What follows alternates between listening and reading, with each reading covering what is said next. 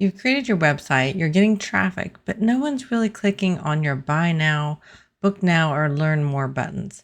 And the problem is it's probably your CTA, which is your call to action. And that's great news because it's one of the easiest things to fix. In this episode, I'll walk you through why people might be ignoring your calls to action, what makes a CTA clear, clickable, and compelling, and small tweaks to lead to big results.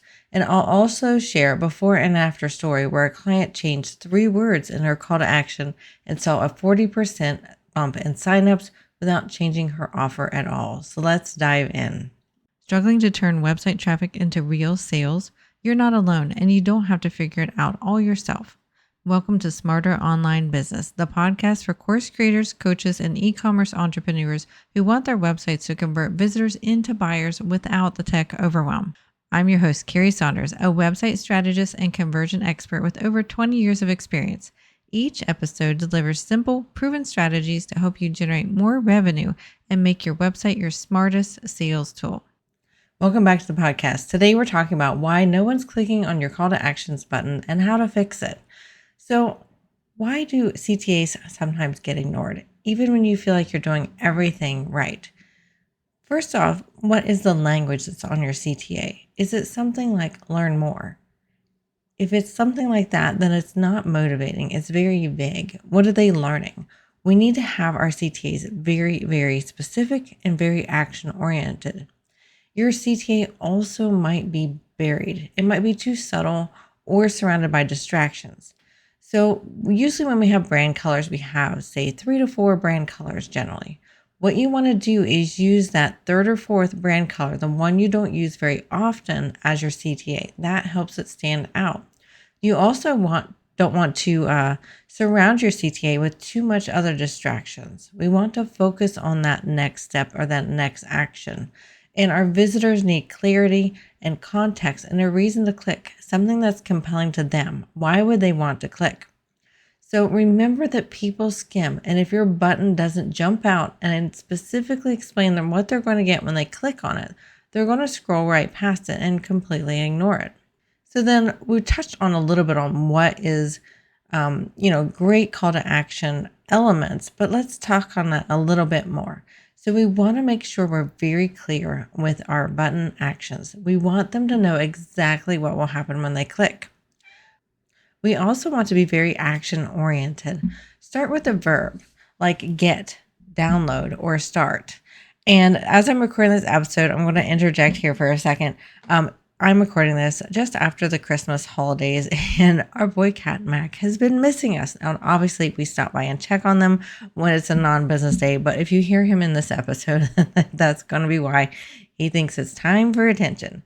All right, so let's get back into what makes a high converting call to action. First, we said clear. We'll go back over that since Mac got up on my desk and kind of interrupted me a little bit. We want to make sure they know what they're going to get when they click. We also want to be action oriented. Start with a verb. Get, download, start. Start your free trial. Could be what you want to do. Also outcome driven. We want to tie to their desired transformation. Get my free plan. Something that's going to tie to what they're going to get in the transformation statement. When we're shopping online and when we're browsing the internet, we're kind of really selfish. I mean, people in general, our human nature is to be self-preservation and self-preserving. And so we're going to want to preserve ourselves and our time and our energy. And so we want to make sure it's very, very clear, or they're just going to scroll on by. We also want to have it well placed. Is it above the fold? Which is, again, I want to remind everybody that if you're not familiar with that term, it's what you see before you scroll.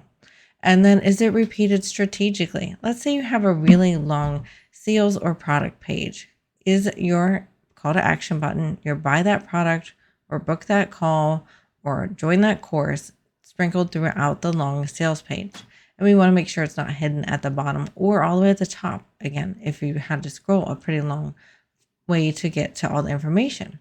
So think about what they want, not what you want. What do they want out of whatever you sell or whatever you provide? And then there's a few call to action tweaks that may make a really big difference. So this is one of the things I like to look at when we're evaluating a website for poor performance. We want to look at some subtle wording changes. So let's take, for example, if you are a coach or a service provider, book now. What does that truly mean? What if we use language something like, let's talk strategy, or something along, the outcome that you're going to help provide on that call? Even if it's a free info/sales call, what are you going to give them on that call? So make sure you're doing that to get more leads. I'm going to repeat those words again. So instead of something generic like book now, we want to use something along the lines like let's talk strategy, or whatever that action is that you're going to provide. And then another example, we all want people on our email list, right? So instead of the word subscribe, we could change the words. And as I'm saying this, I'm like, I need to double check my website. Get weekly tips to grow smarter. That gets you a lot more opt-ins. They see what they're going to get from it. They're going to get weekly tips to grow smarter, and they're going to assume it's a business. Probably, if I'm just envisioning this on our website, you would be a business owner when you go there, so you understand it's going to be help grow your business. And let's talk another example, which is pretty typical. Start free trial. What does that really mean? Let's be a bit more specific. Try it free for 7 days, no credit card required. That is a lot less friction than start your free trial. When you say start your free trial, you have no idea if you're going to have to get your credit card out. You have no idea how many forms you're going to have to fill out or what is going to happen after that. But if you say try it free for 7 days, no credit card required, that is a lot less friction. So that client I mentioned, she changed learn more to show me the plan, and conversions jumped over 40%. Well, she just changed those words. Again, learn more, very generic. Show me the plan is very specific to her website because there was other context on the website that they knew what kind of plan she was going to show them. So if you're working hard to grow your business but feel like your site isn't pulling its weight, start with your call to action. Our websites should be our best sales person. It shouldn't just be a brochure website and just sit there and be something you kind of hand out every once in a while. It needs to be working for you. You either put your own time and effort into it or you paid somebody for the website. So if it's not working for you, you need to get it fixed so that it's not just wasted money and wasted time there. And changing our call to action is one of the quickest conversions wins that you can make. It's something we talk about in our course, The Converting Website. If you want more information on that, you can just go to smarteronlinebusiness.com/TCW. And then that bonus tip I wanted to tell you. I want you to look at your homepage and pick one call to action button. I want you to ask yourself, is it clear what happens if they click it? Does it sound like something they want? Is it visible without scrolling, i.e., is it above the fold? Try rewriting it today and track your clicks for the next 7 to 14 days. You don't necessarily need a redesign.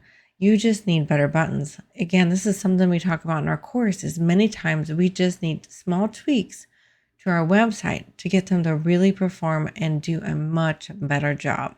Thanks for listening to this week's episode of the E-commerce Made Easy podcast. I hope this gave you a quick actionable tip you can do today. And if you can't do it today, please schedule it on your calendar to make sure that your website converts much better and brings you more sales. We will see you next week.